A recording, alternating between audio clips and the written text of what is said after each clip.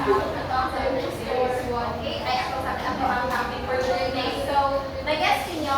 Yes. So, this is not out. Dahil pag 2 representative here and 2 here. So, kinsa ang, if ever ma-find out ang spy, then ang spy ina-added. So, 1 point para inyo. But if ever hindi ma-find out ang spy, so, then ang spy ina-added din ang group. Point nila. So, are you ready? Yes. So, ready to hear Pepe and CJ. So, Rio. After si IC and si Mayin.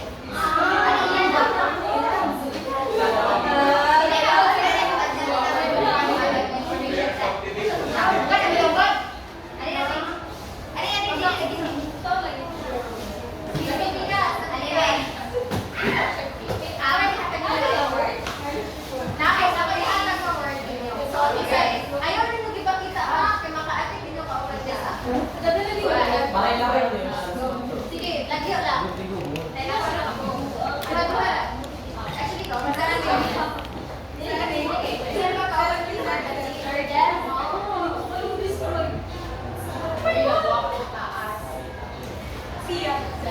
Maras siya, baby na kami. Nasa kumar, nasa kumar.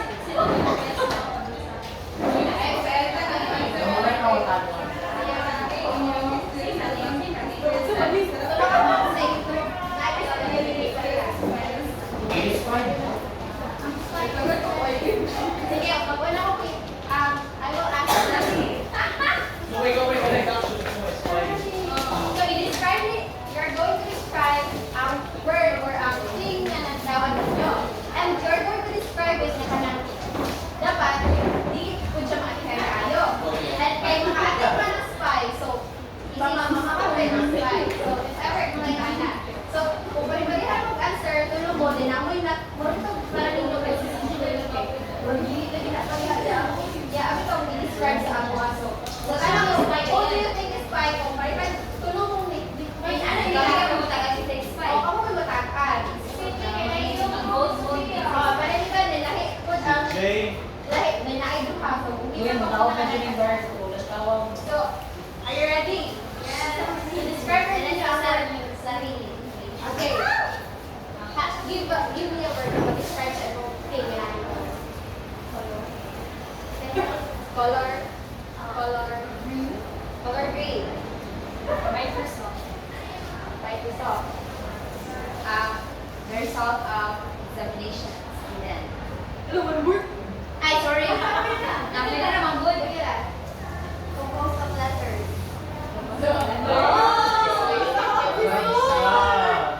Okay, start na po na dire. Ano pa? Hala ko, Excel. Last na nilin. Paano kasi bakit ko? Ano yung think is the spy? Decide mo, palit yan. Sige. Iwayan yung guys. Sige. So, yun. Start na cheese.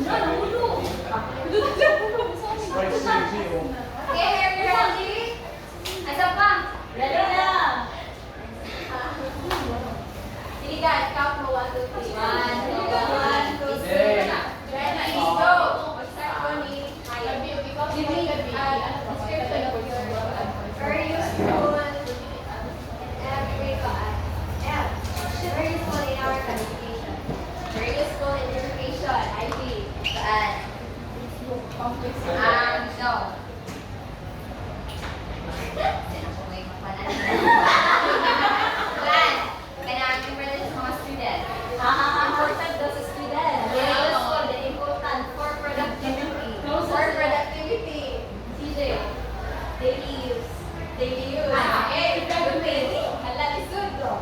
Ala, okay, last round. Mag-start na mag-classify. CJ.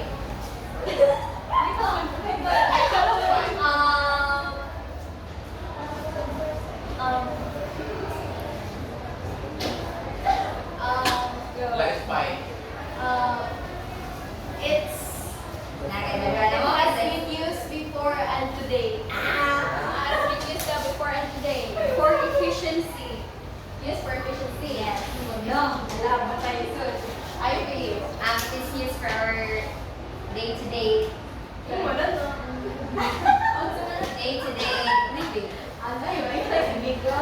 Accessible to all. Okay. Everyone. So based on the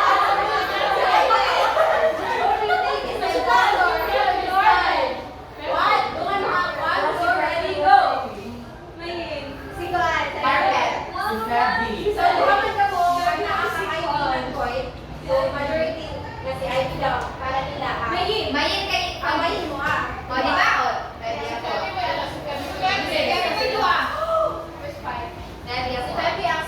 Okay, usually yung naglalawat ng word.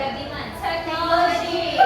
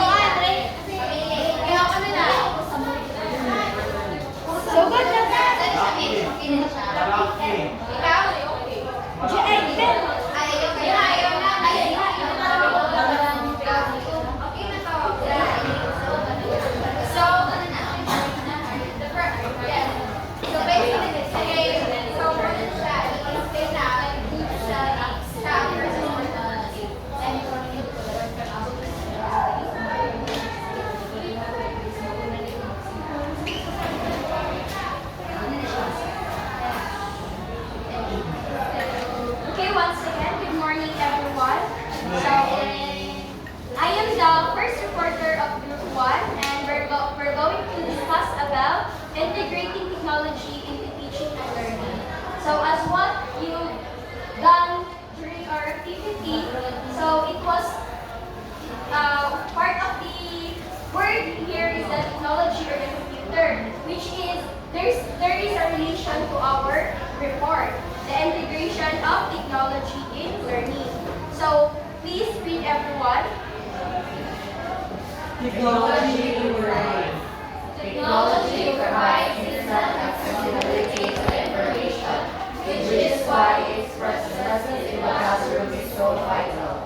Smartphones, computers, and tablets are already Omnipresent, element, and life for this teacher's life. Okay, thank you so much. So as what you describe about the technology, it is a everyday useful to our living.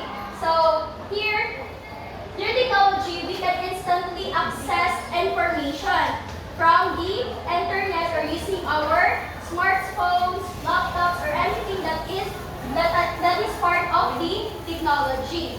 So now, in continuation with teaching in technology, it is implemented in the classroom in order to create pathways for differentiated instruction to meet the unique needs of students as individual learners within a broader classroom climate. Now, we're going to discuss about what does technology integration mean in education. So, integration of technology simply means it refers to the use of technology in order to enhance the student learning and experience. That's why we have the use of virtual classrooms in order to have engaging or actively engaged with learning objectives. So now, how to integrate technology in the classroom? Mr. Eduardo, kindly read. The use of technology during whole class travel to countries where students engage more monitoring and visual learners. Including simple technologies, PowerPoint games, and homework assignments, or online grading system can be different marks earned in students' growth in the classroom. Thank you so much, Mr. Ricardo. So, through koan, ma-integrate na to ang technology sa ato ang classroom, it can easily for our student to learn more. So, such as na magpahatag ng mga kuan, ng auditory or mga visual learners, pariyaani. Kanya itong among gibuhat karon nga yung nakita, we use PPT for us na kanya ang mas makita ninyo or mapadali ang kisa magmanumano pagsuwat. So by the use of PowerPoint, we can easily type or write and present your report.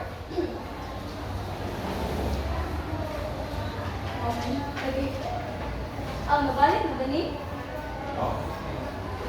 So, PowerPoints and games. So, kani, PowerPoint man ni siya.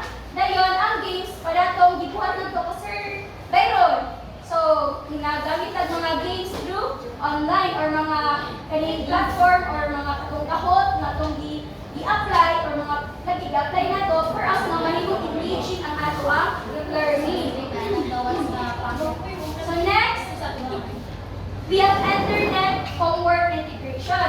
So, naapoy na platform di ari nga kung naapoy time as a future educator, we can use this platform para mahimong kuan kanibitaw ma-integrate aside sa ma-integrate na to ang kuan virtual ang technology sa ato ang kuan kani learning kani pud siya nga platform mahimong organize ang imong assignment kabuhaton. Mo ni siya ang Blackboard platform, Brightspace o ang Moodle. Mo ni siya ang one way na gipangimo sa mga teacher para ma-access nila ang assignment easily na pinag-homework assignments na ma-organize nila o taro.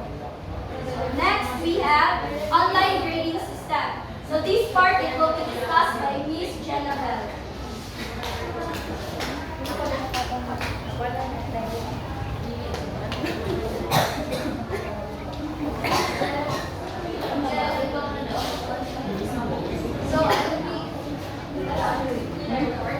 So, online grading system. So, communication is a key element in education.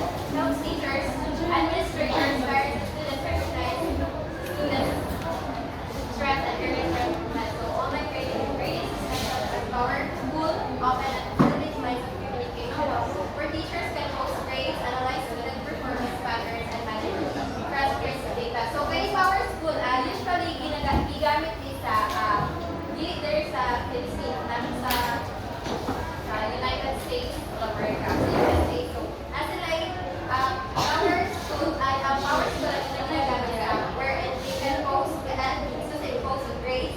They yung mga student attendance po na adi-adto. And they can manage and transcript data to the students as well as the information na nasa sa students. So the alis sa ato, so ang gamit na mga online is kanina sa talk school, like sa portal sa school.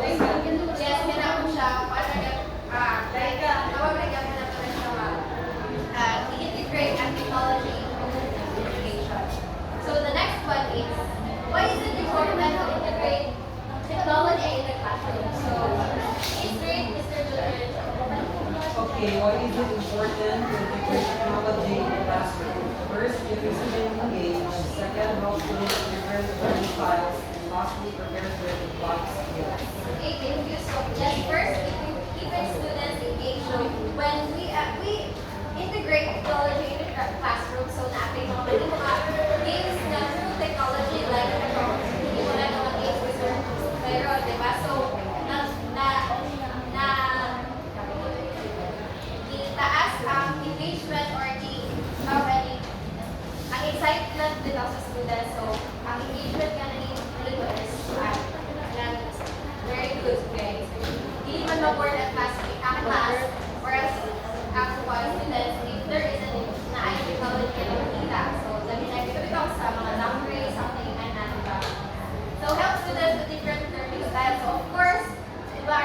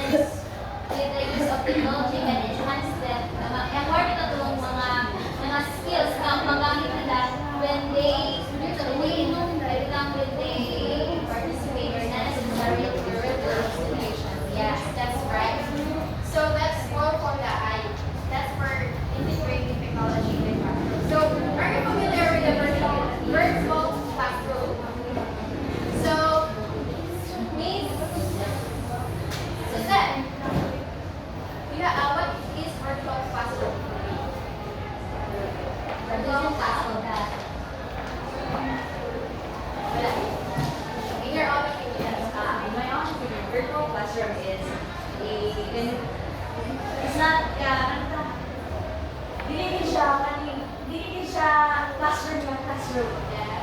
But it is a class composed of a teacher and students doing their lectures using technology. Yes, thank you so much. That's right.